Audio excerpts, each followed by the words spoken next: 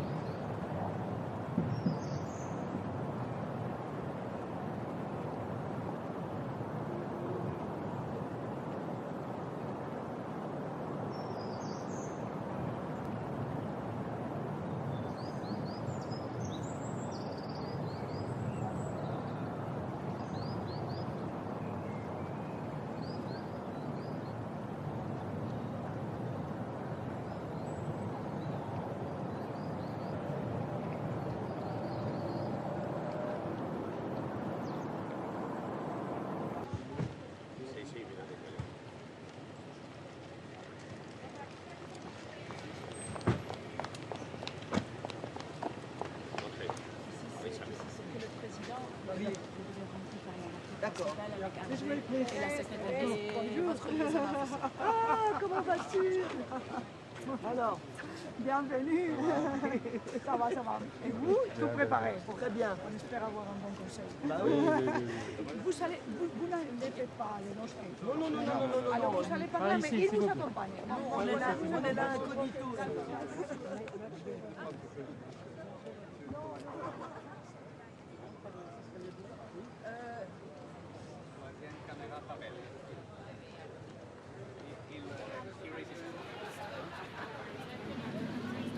Hello.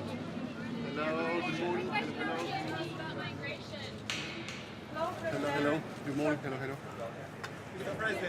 Hello. We know that also the enlargement was discussed today, so about that. Is European Union ready This will be an important European Council meeting because it's the starting point of the debates on the strategic agenda. And we understand that this is important for us to clarify a few points. First, what do we want to gather in the future? What are our priorities? What are our common policies in the future, taking into account the prospect of the enlargement? Point two, how do we decide together? And point three, how do we pay for our priorities and for our common initiatives in the future? Important debate. Enlargement means that the candidate countries, they have reforms to implement. They know what they need to do.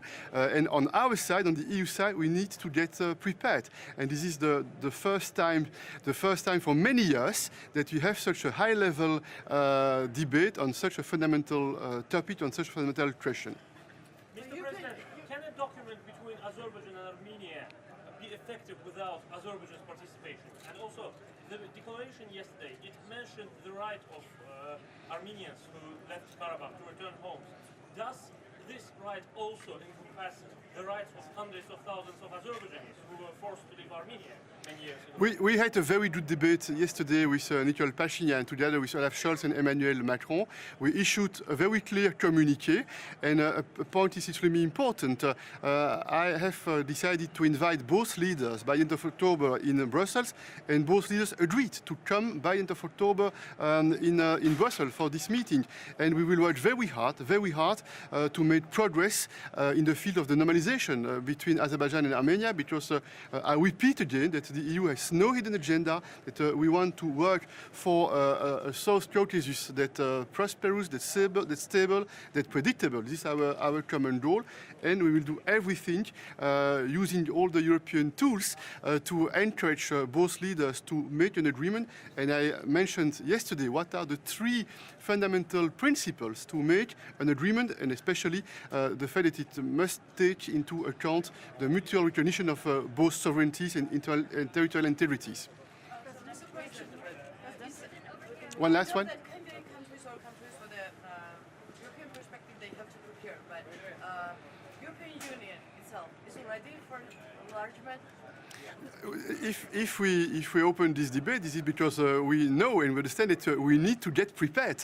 And the three questions I've mentioned, in my opinion, are the framework for this political, democratic debate. And it's healthy from a political point of view that the leaders with the strong legitimacy of each of the 27 European leaders start this conversation in order to try to converge, in order to try to identify what we should do in the short term, but also in the mid-term, to make progress. And again, this is a starting point.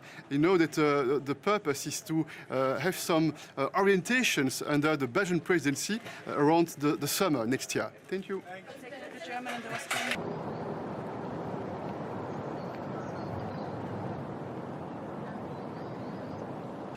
2030, are you going to be a bit ahead of yourself?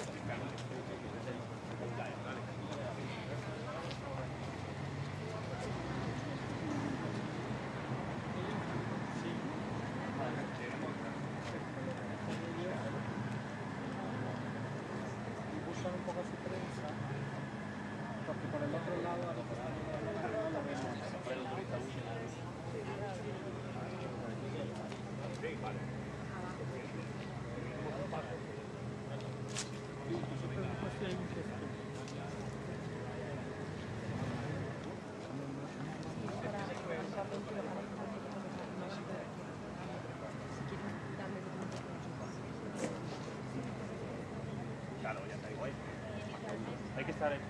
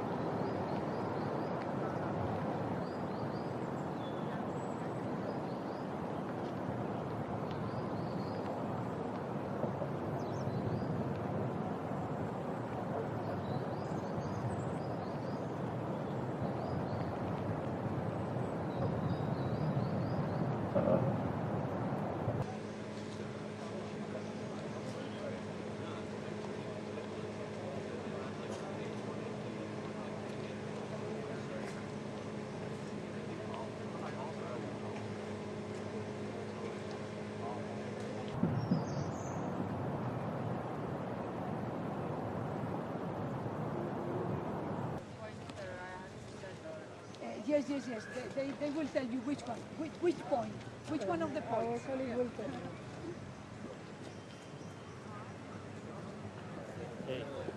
han dado lo que hay de esto?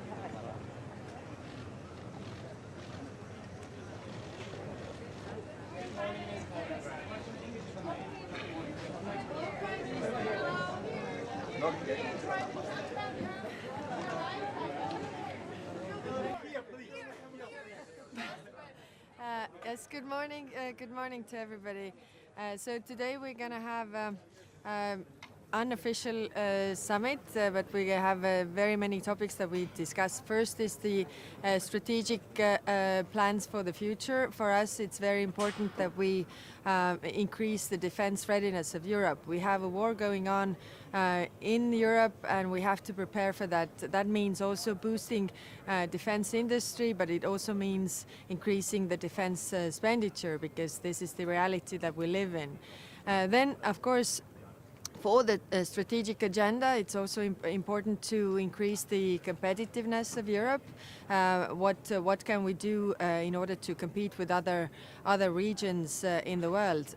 We have to decrease the bureaucratic burden that we have, and actually we have in Estonia many ideas how to do it, to use AI, for example, to cut the red tape and bureaucratic burden in this regard. And of course, regarding the AI, we also have to think about the possibilities that there are, not only concentrate on the risks. Other topic is the enlargement. Definitely, we are supporters of the enlargement, because again, if we look at Europe competing with other regions in the world, then we would all benefit from the enlargement, which means that there's a convergence with those countries that are not in the European Union. We are a positive example of this, how being in the European Union, actually the prosperity of our country has increased, and the prosperity of our people as well.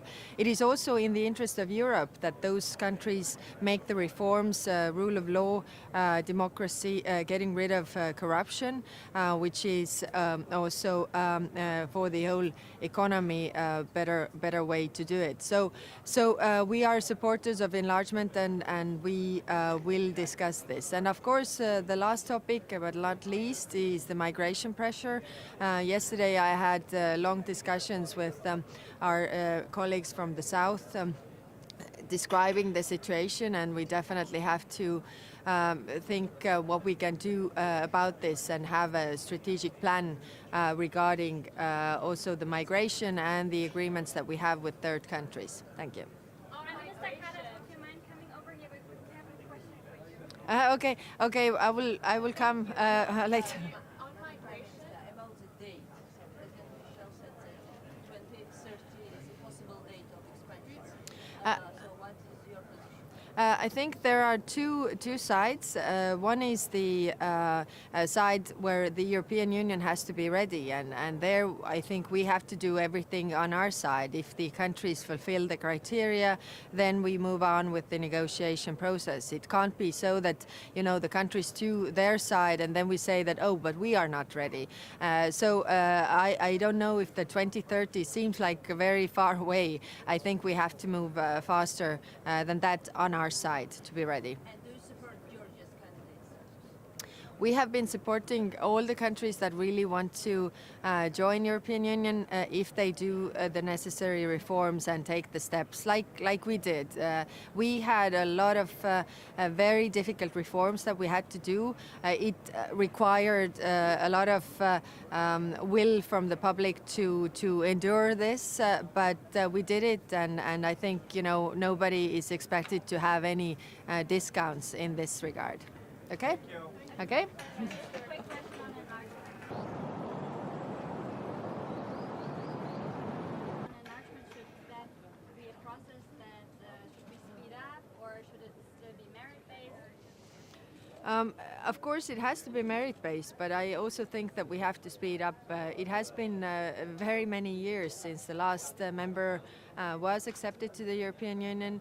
If we think about our region's competitiveness towards other regions, then I think when we are bigger, when those countries that we actually also support financially right now are members of European Union, then the convergence happens and the prosperity of those countries also rises, and they don't need so much support anymore. So it is also in our interest. It is also in our interest that those countries make the necessary reforms, get rid of corruption, rule of law, all of this that actually invites investments to their countries.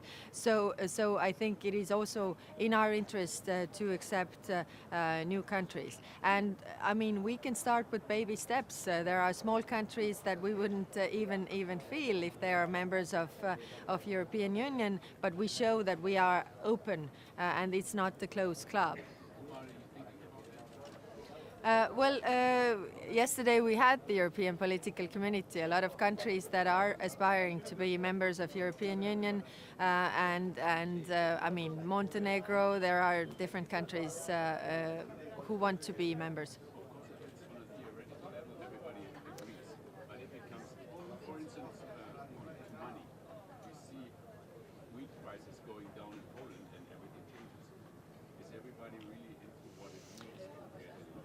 Yes, of course there are difficulties on the way, and of course everything evolves around the funds, who pays how much and who receives how much. What is also what has to be understood is that I mean, when we joined, we didn't get like with the agriculture funds, we had like 20% of the agricultural funds in the first place. So it requires also reform on our side. Is it really sustainable to do it this way? And we need those discussions. But I think we have to be very open that if we talk about funds, we are supporting those countries right now. So if their prosperity rises, actually they don't need so much support, and that happens when the convergence of different countries in the European Union happens. I mean, our country is a good example. When we started in the European Union, I think we were like 48% of the average European Union GDP, and now we are like 80%. So this is in the similar way. It goes to that direction because it raises all boats. When it comes to the geopolitical dynamic, do you think that this war could close again, so that perhaps you have to get the countries in now and let them reform?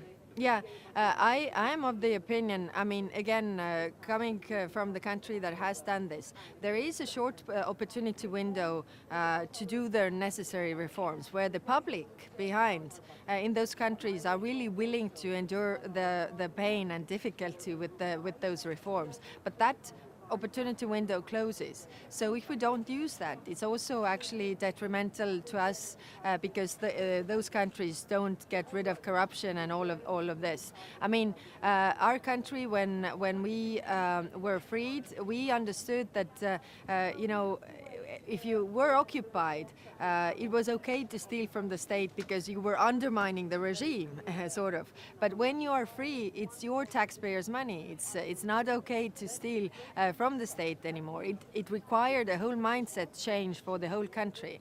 And I think some of the countries that also were freed from the Soviet Union did not do that change then. But we see with Ukraine, for example, that they have the mindset change now. It's difficult, but I think it is in the interest of all of us that such a huge country in Europe is actually, you know, abiding with the rule of law and getting rid of corruption and that their prosperity rises.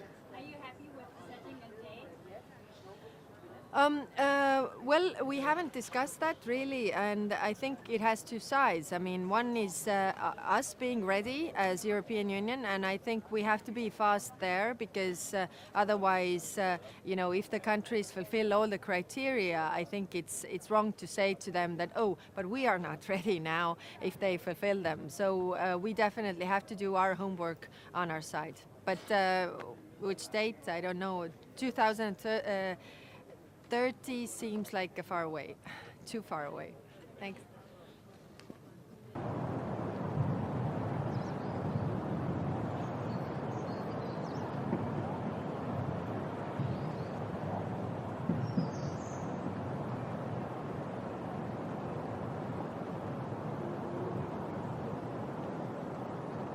the most devoted supporter of your membership. It's totally unfair that you are not promised to become as soon as you can, because you have done a great job and we need you very much. So, And what absolutely. was the reason, how do you think, that Georgia was left behind in the last year? Selfish. You know, the leaders are selfish. They would not like to let you in and get the sources financially which you need. So, you know, that's they call it fatigue, you know, enlargement fatigue, which is totally unfair to your country. So we have to share what we have with you, because we need you anyway. You have a strategic position. Do you support in December candidate status and what you are going No, for I'm a big promoter. Next week I'm in your country anyway. We have a common governmental meeting in Tbilisi. So the Hungarian government will be there. Yeah, absolutely, absolutely. All the ministers with me will be there. Mr. Prime Minister, what do you think about anti-Azerbaijan declaration by European Parliament and calls for sanctions against Azerbaijan? What do you think about that? Oh, Azerbaijan is a key country. So without Azerbaijan, we cannot have energy independence. It's a great country. We need them. Hungary has an agreement on gas corridor. So Azerbaijan, if we would like to get rid of dependence on Russian energy, we need Azerbaijan. That's so clear. Strategically important country. Sorry? Many questions and doubts. So we have to discuss it seriously. Because, you know, it's a country in war. We have never done any enlargement with a country who is in war. And we don't know where are the effective borders, how many people are living there, you know. So it's difficult. So many questions. We have to strategically discuss it. Sorry. Would Hungary be prepared to pay for getting these countries in the EU? First, we have to know what we are speaking about, how much money we are speaking about, you know. So there are no calculations. So if you would like to speak seriously membership of Ukraine, first we need strategic paper. But we haven't had neither paper, neither any discussion like that. So we have to understand why it is good for European Union to integrate Ukraine and what are the consequences of that on agriculture, on security, on cohesion funds. You know, totally new agriculture will be born out of membership of Ukraine in Europe. Are you ready for that? Are the French peasants ready for that? So many strategical questions. So first discussion strategically, then decision. Any more questions? Sorry. Do you expect an agreement on immigration today? An agreement on immigration? There is no agreement on immigration because previously we decided that migration will be regulated on a unilaterally agreement basis, which was changed last meeting. Poland and Hungary was not satisfied with the proposal, but they pushed us through, pushed through the proposal. So Hungary and Poland was totally left out of that. So after this, there is no any chance to have any kind of compromise and agreement on migration. Politically, it's impossible. Not today, generally speaking, for the next years, you know, because legally we are, how to say it, we are raped. So if you are raped legally, forced to accept something what you don't like, how would you like to have a compromise and agreement? It's impossible. Mr. Prime Minister, will you support opening negotiations for future membership for Ukraine and Moldova in December? First, we have to consider whether is it our interest or not, and what kind of answers we have to the strategical consequences of that enlargement. We never have done it, so we don't see any strategic calculation, no major estimation of the consequences. First, strategic approach. Second, discussion. Third, decision. Mr. Prime Minister, you mentioned gas. What about Southern Gas Corridor? Is expansion work underway? Of course, so we have to be aware that the South Corridor is very important. Don't forget that the North Corridor was destroyed by a terrorist attack anyway. So we have to be very careful to guarantee the safety of the Southern Corridor, which is vital for Hungary. Without that, the Hungarian economy cannot operate. Any more questions? Serbia. Thank you. What about Serbia? Serbia. Do you agree with the Kosovan president yesterday who called for sanctions on Serbia? No, it's ridiculous. It's impossible. You know, the Serbs suffered provocation in the last 2 years regularly. So we have to understand that the Kosovars has to behave in different way. Don't provoke the Serbs. Provocation leads answers. That result in instability. So without Serbia, there is no stability in Balkans. So I definitely argue in favor to help Serbia to stabilize the region. Thank you.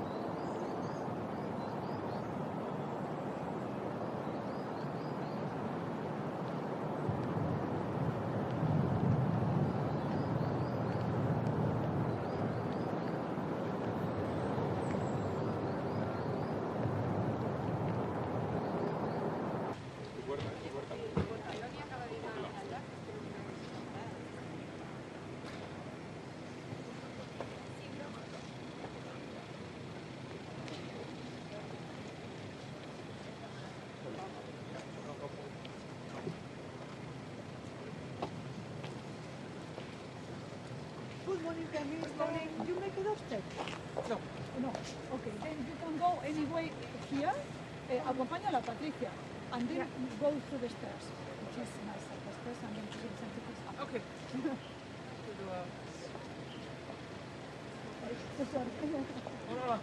Hello. Welcome.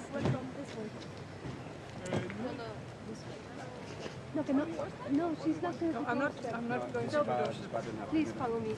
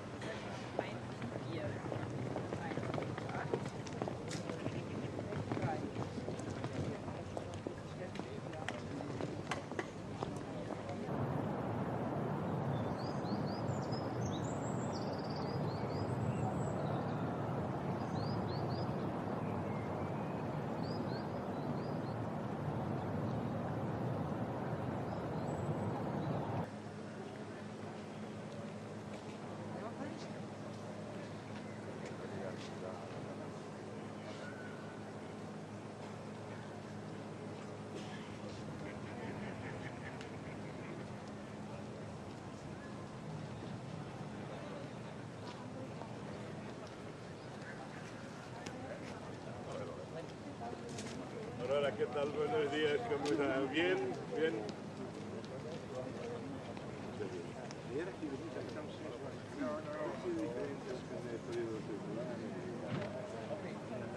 Va a hacer doorstep, ¿no? No.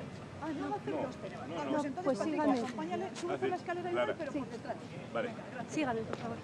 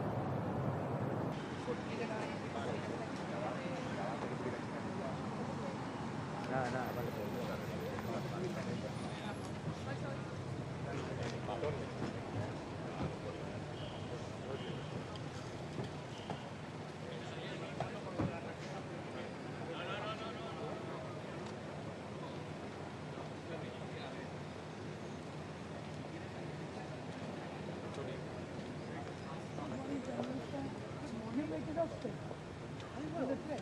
Yes. Okay, then here. You find it. They tell you which one, and then you go for the hashtag.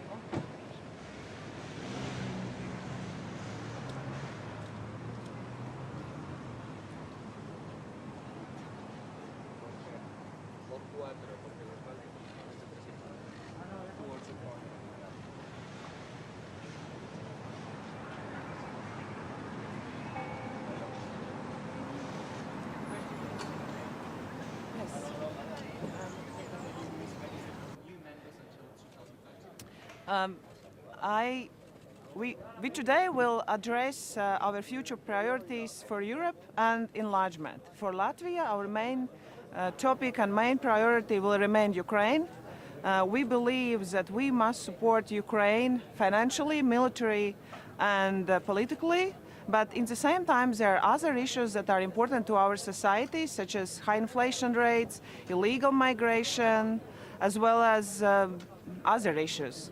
I believe that we can today address as well these issues.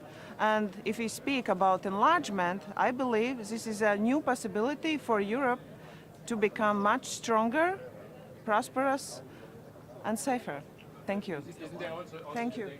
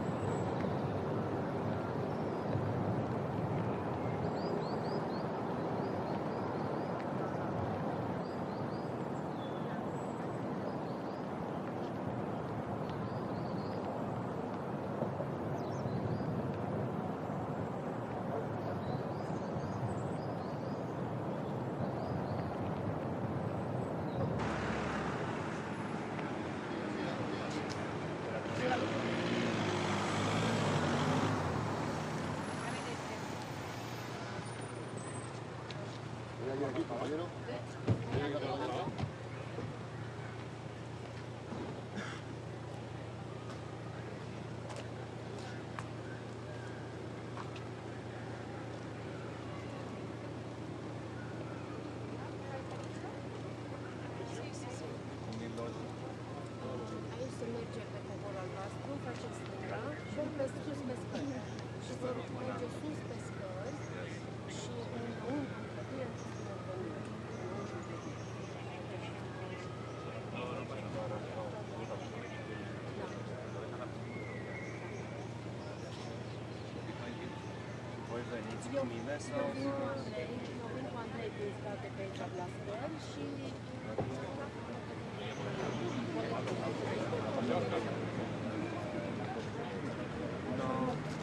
then my colleague can accompany you there, and you go the stairs. Please follow me.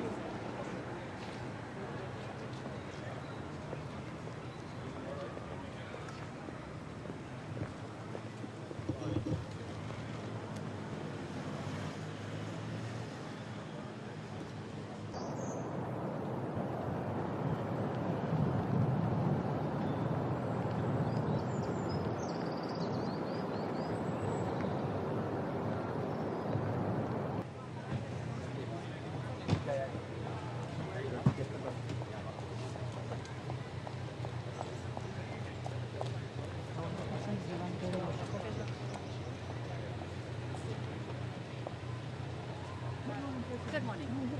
So you go to Mexico? Yes. Which here, they tell you. They'll tell me. Good. Yeah.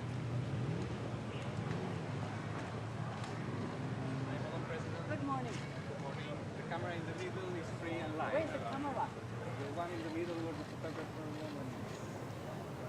Okay. Anytime. Yes. I was asked to go to the camera in the middle. So what I'm going to do now.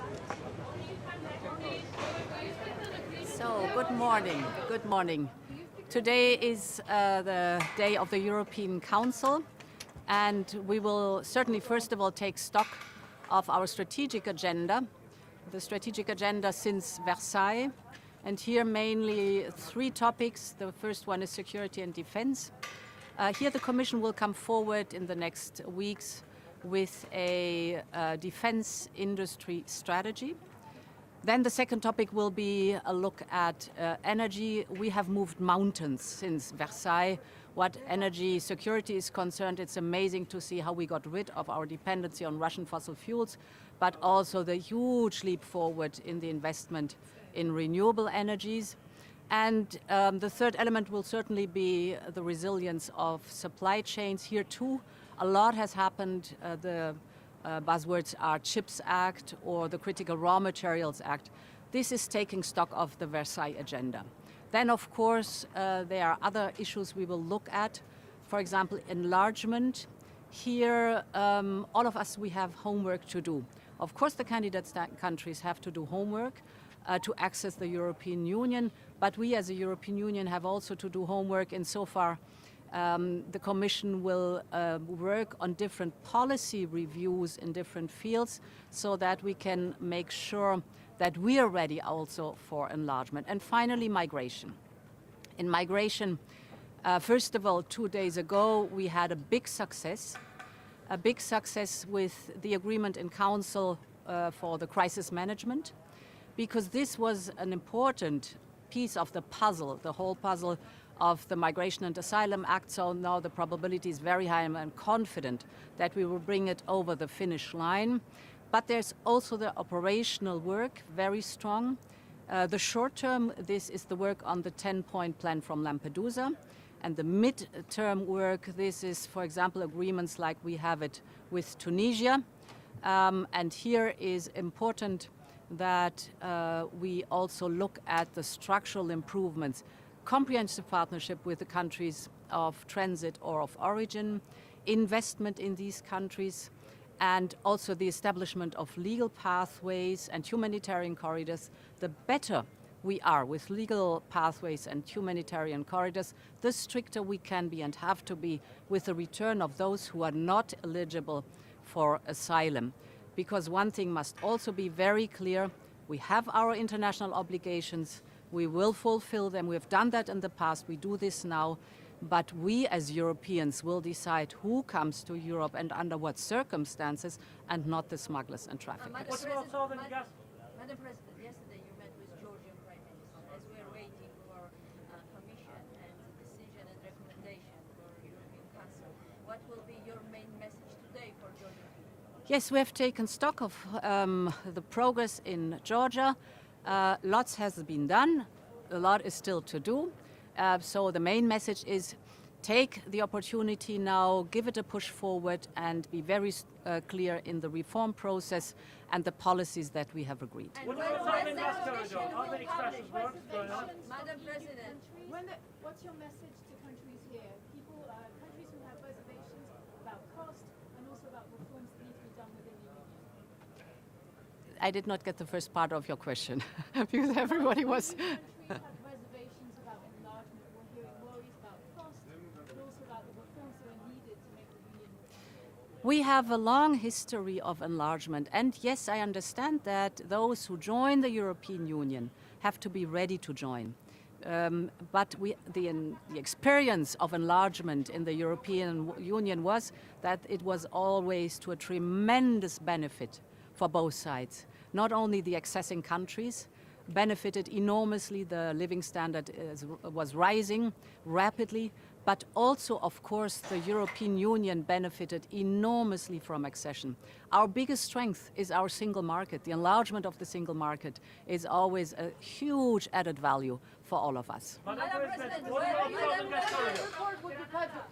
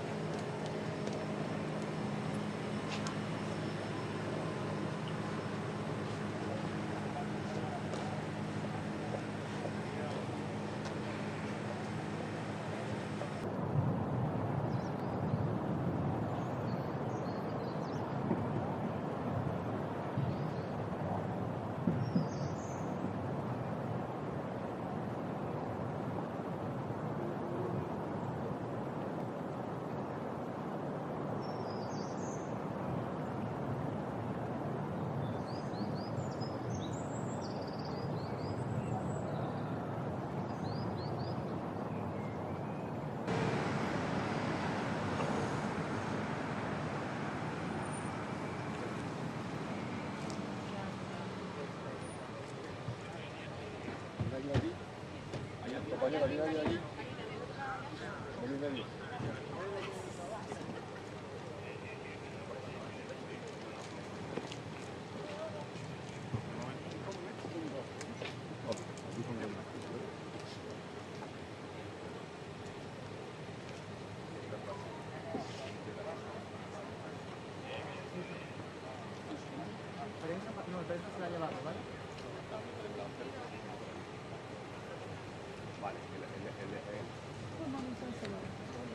make the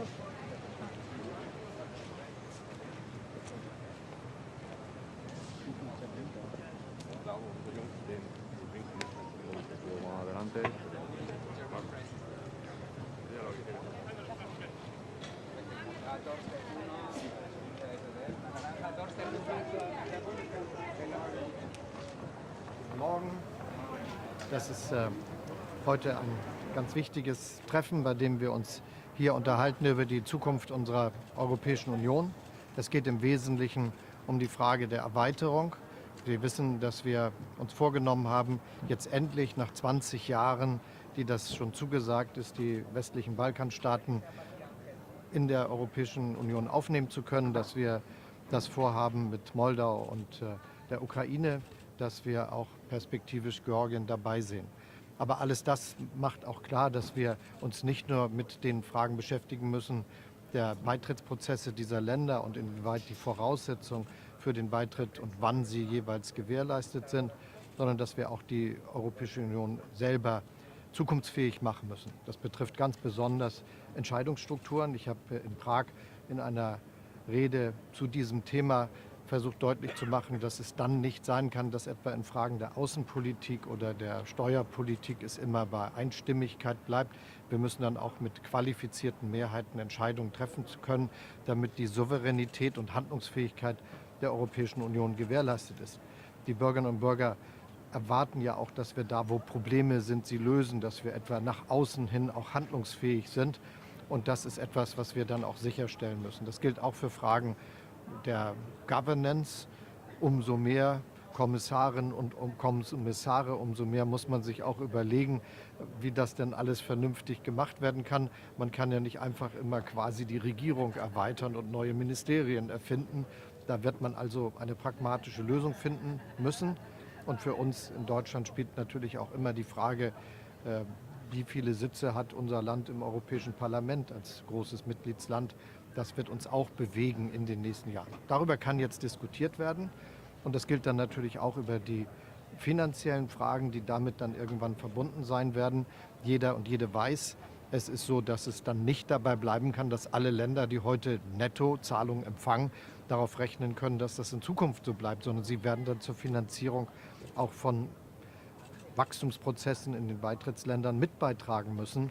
Auch das muss ja gemeinsam vorangebracht werden. Also aus meiner Sicht ist das hier ein guter Ort, um diese Fragen, die für die Zukunft Europas von großer Wichtigkeit sind, einmal ohne den Druck einer Entscheidung diskutieren zu können, damit wir die richtigen Grundlagen für das haben, was wir uns für die Zukunft vorgenommen haben. Sind Sie bereit dazu, diese Dinge auch anzuschieben, indem Sie Druck machen? Weil im Prinzip stimmen ja viele zu, aber jeder Einzelne will halt seinen Punkt nicht abgeben, sei es die Agrarsubvention, sei es das Vetorecht. Da muss ja irgendwann auch ein Streit kommen, der das am Ende durchführt. Ich bin froh, dass wir so früh diskutieren, weil ja ganz offensichtlich ist, dass da viele Fragen auch nicht ganz einfach zu einem gemeinsamen Ergebnis gebracht werden können. Das ist nicht weiter schlimm. Wir sind alles erwachsene Leute. Da muss man Probleme auch diskutieren und auflösen können. Aber das muss jetzt diskutiert werden. Und das war auch der Grund, warum ich sehr weitreichende Aussagen gemacht habe, sowohl in Prag, wo ich die Gelegenheit hatte, eine europapolitische Rede zu halten, die ganz bewusst auf das gezielt hat, was wir heute hier beraten. Und ich bin ganz froh, dass in dann doch so relativ kurzer Zeit daraus ein Diskussionsprozess entstanden ist, der in ganz Europa stattfindet, rechtzeitig, weil das ja nicht nächstes Jahr ansteht und übernächstes Jahr, aber doch bald. Und deshalb darf man nicht immer die Dinge vor sich herschieben, weil die so kompliziert sind, wie ja eben auch geschildert worden ist. Und das Gleiche gilt für das, was ich dem Europäischen Parlament bei meinem Redebeitrag habe darlegen können. Wir müssen schon genau gucken, wie können wir dafür Sorge tragen, dass unser Europa souverän ist, dass es seinen Platz hat in der Welt und die Probleme, die die Bürgerinnen und Bürger haben und wo sie erwarten, dass Europa die Antwort finden muss, auch Europa die Antwort findet. Schönen Dank. Schönen Dank. Ich muss jetzt arbeiten. Mr. Chancellor, why didn't Germany want...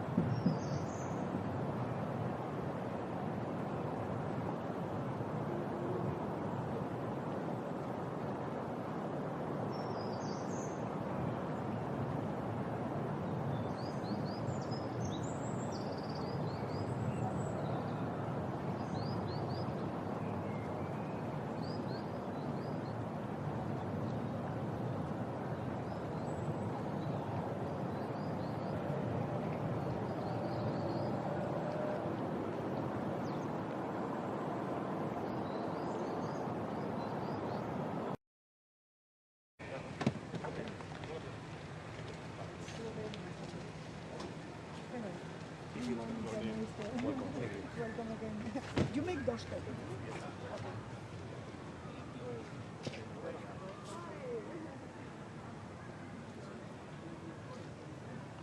Second camera, sir. Okay. Se va la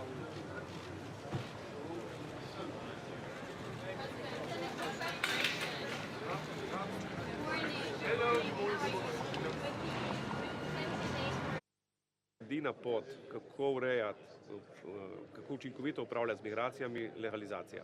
Se pravi, čim več migracij, ker te bojo vedno so bile, vedno bojo, čim več teh migracij spraviti skozi legalne oblike, ki vključujejo tako trening centre, ne samo z vidika jezika, ampak tudi z vidika veščin na samih lokacijah izvora, se pravi v državah izvora, konec koncev Evropa potrebuje delovno silo, in potem tudi legalne načine, kako pomagati tem ljudem, da pridejo do tudi služb in domov v Evropski uniji na popolnoma legalen način. In to na način, da se prvič izognemo kriminalnim združbam in drugič, da ljudje, ko pridejo, dobijo čim prej dejansko delo, ki jim tudi ustreza. Hvala lepa. Hvala lepa. Hvala.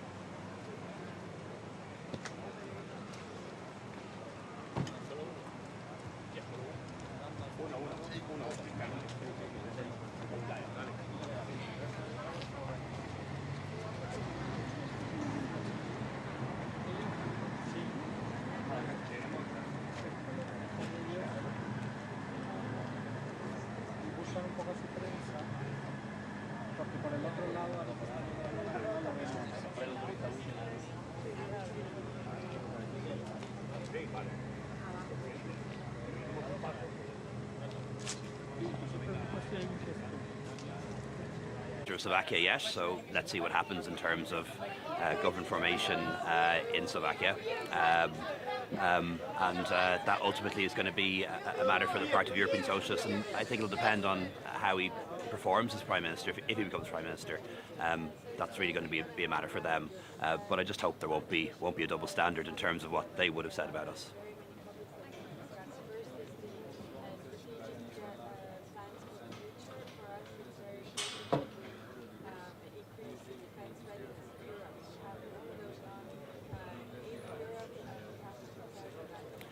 No, I'm very ambitious about enlargement. I think some countries, particularly some of the countries in the Balkans, have been asked to wait too long. I think we should speed it up.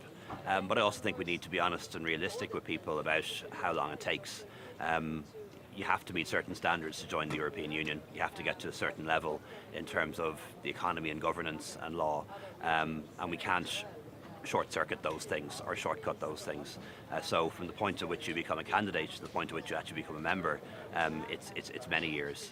But I'm very enthusiastic about future enlargement. One of the great things about having the European Political Community meeting here yesterday was, I had a chance to speak to the Prime Minister of Albania, the Prime Minister of North Macedonia, the President of Montenegro, and to be able to say to them that Ireland is very much behind them when it comes to their bid to become members, and then also briefly when I spoke to President Zelensky yesterday to reassure them and the Moldovans too that Ireland will favour the beginning of negotiations with them in December, provided the Commission recommendation on that is anyway favourable.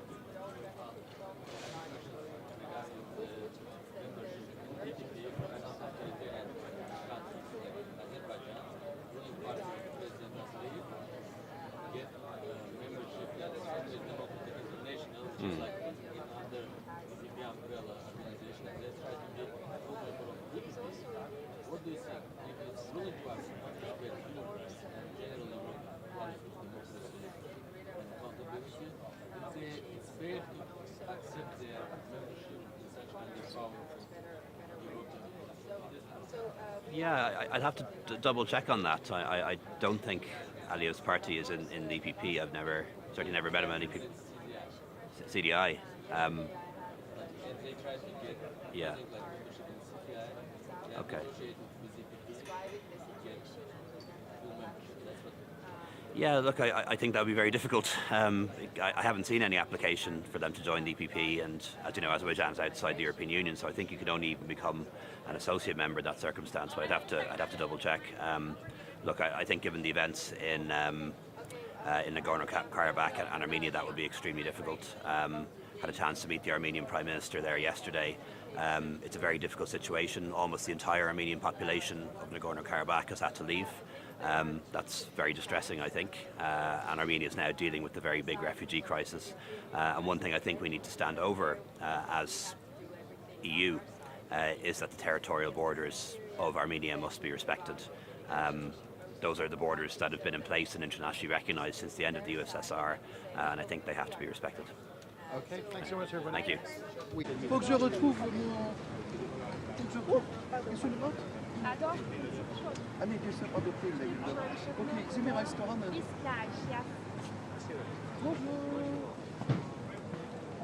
Ça va. Quatrième caméra est disponible.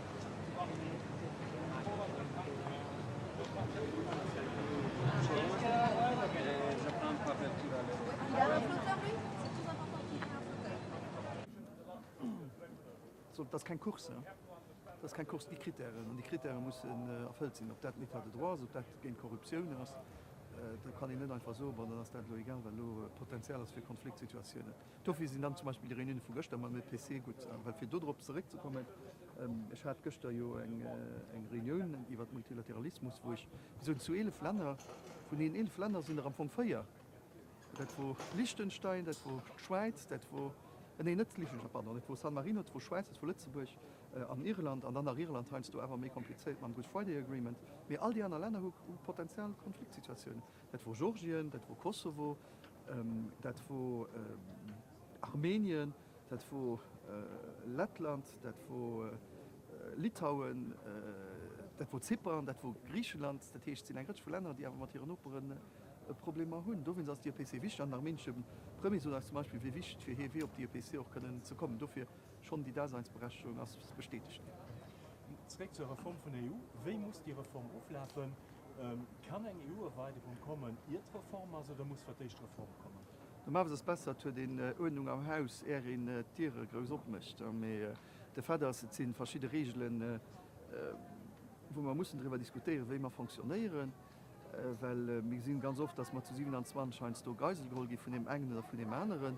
Da muss neben dem Mechanismus finden, wie ihn einfach weiter könnte, nicht, dass es für verschiedene Länder dann nicht geht, dass wir alles zu blockieren, die Projekte Europäer zu blockieren. Mit da sind auch Hausaufgaben da, für allem gehen Kriterien, und die Kriterien kann man nicht über Bord gehen, auch von Situationen kritisch ist. War das die wichtigste Reform, die als echt umgegangen ist? Für mich ist das nicht Respekt vor Regeln. Wir haben spricht zum Beispiel monetaire de droit, dass wir dort Regeln nicht streng gesehen, dass durch finanzielle Sanktionen, also nicht Sanktionen, wie so ein Abschied von nicht überwiesen gehen, wann Etat droit net respektéiert gëtt, méi fir wann am Funk de Pindorsal vun de Wertter vun der Europäischer Union schon net mir respektéiert ginn, am Fong mat do Hund sinn am Fong irgendwie Zahn de Bilder awer net beize kann. Ewer Problem. Ja, mit der Unanimität. Du hast Lützburg schon was bestimmte Domänen, wo geht immer die Zahlen. Ja, noch immer. Abzugehen, Noch wo immer. sieht er dann dort Limiten, nach wo müsste sie vielleicht abgegeben? Wenn man will, als europäisch Kontinent eine Rolle spielen, dann muss man auch international eine Rolle spielen. Das ist die Politik zum Beispiel von den Punkten, wo wir der Meinung sind, dass man schon mehr könnten, die Unanimität aufschaffen, wird auch die europäische Position stärken an der Welt. Am Moment sind wir ganz oft ein Kakaoett auf der internationalen Bühne. Wir sind ein ökonomisch ganz stark Kontinent, aber politisch war immer viel mehr, wie das, was wir am Anfang repräsentieren. Weiter Thema haut das Migration, wie ist die Position von der aktuellen Regierung? Du hast ja einen Akkord von gehen, das Woch auch schmengen stehen weiter, den an die richtige Richtung geht. Für uns ist wichtig, dass die internationalen Menschenrechte auch respektiert gehen. Aber tatsächlich Kapazitäten sind auch nicht illimitiert, und dafür muss ich gucken, wer eine Region kann fahren. Am Moment ist es mal weitergegangen, da gehen die Gespräche da weiter, mit das am zu Bresel das vor nach Korfondgin das schon nicht garantiert. Da muss man gucken, ich weiß, dass verschiedene Länder ganz zäh sind, die Frau Solidarität kann les arrange und dann da nicht der Geometrie variable. Und dafür brauchen wir auch einen permanenten Mechanismus. Mit den respektiert die Menschenrechte? Das muss ich nur gucken, wann er ganz definitiv definiert ist. Der Fakt ist, die will nicht auf Flüchtlinge, also den Gefühl zu gehen, wie wir kriminell auf Flüchtlingen zu Summe geben an den Satz gesagt gehen, als nicht richtig, fand ich. Es muss in Prozeduren einfach respektieren. Dublin muss auch funktionieren. Wir sehen, dass Dublin nicht funktioniert. Wir haben als Regeln gehen, wir sehen, dass die so nicht funktioniert. Wenn sie muss in Europa gucken, für verschärft zu gehen. Wir tun, was auch bei uns zu Lützburg gibt Limiten. Bei uns zu Lützburg gibt auch Limiten. Wenn kein Platz mit ist kein Platz mit du. Und wir sind immer solidarisch, so viel wir können, aber wenn es nicht geht, dann geht es nicht. Und dann muss ich von anderen Ländern die Solidarität auch erwarten, die aber den europäischen Projekt so noch bringen. Das ist die letzte Summe von den Wahlen zu Lützburg. Mit welchem Gefühl kommt da hin? Also eventuell auch Gefühl, vielleicht, dass es die letzte Summe, die ich als so gewählt in Lützburg verliere. Das décidéiert de Wler de Sonden hun Lo Chance die lacht 10 Joer ha ons Land vertreten. Dat net mir zu so, ob dat gut oder net gut ver. Op jeden Fall hun als Positionen können verteidigen. Wir für allem ein europäische Projekte noch weiter schaffen an der Limiten, die man hunn. Dat décidéiert de Wler so, ob ich nach 5 Jahren die wo Bresel kommen oder net. Ja, das ist ja nicht, respektive was von der Waschen der EU, weil die letzten Jahre zurückkommen. Die Friedensprojekte aber an intern. Wenn wir gucken, zwischen den 27, wir rundherum überall Konflikte. Überall. Armenien sitzen halb CPR in der Europäischen Union. Kosovo, Serbien sitzen am CPR in der Europäischen Union. Und die Europäische Union haben wir fertig seit dem Zweiten Weltkrieg, aber in den Ländern, in denen es mal einfach als regelmäßig gesehen haben, etwas abgebaut hat, Frieden zu tun. Am Anfang aus Europa für allem ein Friedensprojekt. Das ist schwer, weil direkt rundherum also in einer Konfliktsituation und hoffen, dass man den Friedensprojekt immer hochhalten, an denen auch an dem wir diskutieren, für einmal auch fertig hochhalten. Und nicht als Premier, kann er auch als Außenminister sprechen. Aber das decidiert noch immer der Wähler. Der Wähler decidiert, was meine Rolle ist für die nächsten 5 Jahre. Ich habe probiert, mein Bestes zu machen, wo kein einfach Jahr und wo noch kein einfach Jahr für ich. Mit die letzten 5 Jahre, wo Covid hat, wo eine Energiekrise hat, wo eine Inflationsjahr. Ich habe probiert, mein Bestes zu gehen. Wenn der Wähler meint, hat ihn besser gemacht oder gebe ihn besser die nächsten 5 Jahre machen, dann ist das so. Voilà. Ja. Ich habe noch eine Frage zur Erweiterung von der Sterne. Ich meine nicht, dass an dem die Message geht, ja, es geht schwer bis 2030, wir wissen noch nicht wirklich, dass die Reformen auf verschiedenen Ländern, wie an der Ukraine zum Beispiel ganz stark ist, ausbremst. Und das nicht einfach ein Frage von Ermutigungsmessage müsste kommen. Ja, wir müssen den richtigen Equilibrium finden, Herr Velasquez. Auf der einen Seite, also Leute zu demotivieren, aber auch die Leute keine falsche Hoffnung zu geben. Und da ist eine Woche schlecht Zeichen, wenn man all Leute so, die sieht bald drum, wie just nach der Tour, und da fehlt einfach noch etwas, mehr Kriterien, wenn die bis erfüllt sind, dann ist der Moment. Die wissen, depuis le début, gehören zu denen, die nicht dafür sind, die sehen mehr Kriterien, wir müssen die Kriterien respektieren, aber wir noch verschiedene interne Regeln, die müssen vielleicht verbessern, eher just Familienmigration abmachen, weil das bringt doch Probleme mit sich. Aber wie realistisch ist das, dass man die Dynamik geschwind aufschaffen an der Außenpolitik, weil gegen Sinn machen mehr. Am Moment das ist ganz schwer an Moment das für allem für mich wichtig, dass man fertig bringen, die Änderungen zu machen, wo man keine Treatisänderungen brauchen. Weil du wisst ganz genau, wenn man eine Treatisänderung braucht, da braucht man eine Unanimität. Da sind verschiedene Länder, werden Referendum noch organisiert gehen, auch verschiedene Länder werden express alles blockieren. Da wenn sie mal auf den Tisch stehen, alles was man können machen, ohne Treaty zu ändern, ich meine, dass man da schon einen dicken Schritt noch viel gemacht hat. Voilà, ihr schönen. Gesehen mir Reis gegen halber Rang.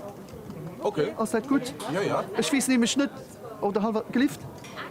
Halber 2 geht durch. Ja, wir müssen just gucken, Sie sind nicht flexibel. Hi, sorry für gestern, wir sind du fortgegangen. Nee, ich sind heute da noch. Komm mal zurück. Okay. Okay. Nee.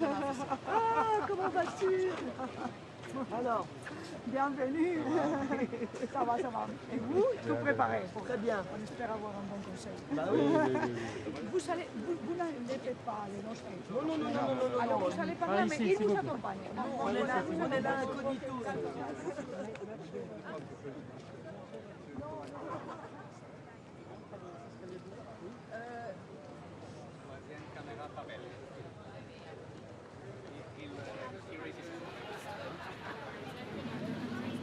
Hello. Hello. Good morning. Hello. Good morning. Hello. Hello. With setting a date for enlargement on 2030, aren't you going to be a little bit ahead of yourself? I think it's very important to set a date under my own responsibility, not more than that, but I can observe that more and more actors are supporting the idea that a date is useful. Useful why? Because this is an encouragement to work very hard on both sides. Without a date, there's a temptation to procrastinate, what we did a lot the last 20 years regarding the Western Balkans, for instance, and I have the impression that what's important today, this is not really the date. What's important today is the fact that we start in-depth talks among the member states, the leaders, the strong legitimacy of the leaders on what we need to do to get ready. And there are three questions. This is, in my opinion, the framework for this strategic agenda debate. What do we want to do together? What are the priorities? What are the policies? Point one. How do we pay? Difficult question when we are talking about money. This is always complex and difficult. And starting point today, we will not decide today. We will start those efforts to converge from a political point of view. And finally, how do we decide together, to make sure that we are ready and able to act or to react when needed. This is the framework for, I hope, a good debate that will take place today. And under the Belgian presidency, we will work further. And the goal is to have some concrete principles, orientation for the future around summer next year. The Finnish Prime Minister just earlier said that enlargement is a geopolitical necessity. Is this element getting stronger compared to the traditional criteria? Look, let's be frank. The recent years, we have observed a certain form of serious difficulties, even to address the topic, even to discuss the topic at the level of the leaders. And we have understood with this war launched by Russia against Ukraine, it's not possible anymore to procrastinate. It's possible anymore to turn blind eyes. We need to address, to tackle this question. It doesn't mean that this is easy, because across the European Union there are different opinions, sensitivities, and this is the European democracy. We should respect for this reality, but this is not because this is difficult that we shouldn't address. On the contrary, this is difficult, but I think that we have the political strength to address such a topic and to make decisions. But what's more important for you, the geopolitical dimension or the merit-based process? No, this is very clear that this is a merit-based process. This is extremely clear. And because it's a merit-based process, this is good to set a date, because with a date it will encourage everyone to work in order to fulfill the commitments. But if it's necessary on geopolitical point of view, wouldn't it be also possible to become member and reform inside the EU? I'm very clear, and I have been very clear, this is a merit-based process. It will remain a merit-based process. But there is no position between a date and a merit-based process. On the contrary, a date is an encouragement to make sure that the conditions will be fulfilled by each side within the EU, but including with the candidate countries. Thank you.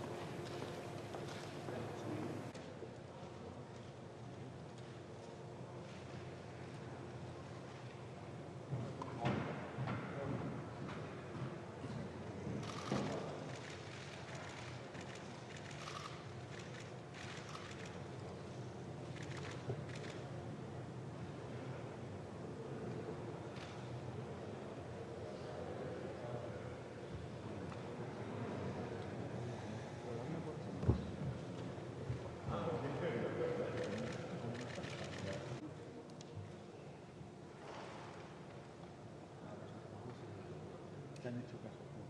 ¿Has visto? Ha sido ya.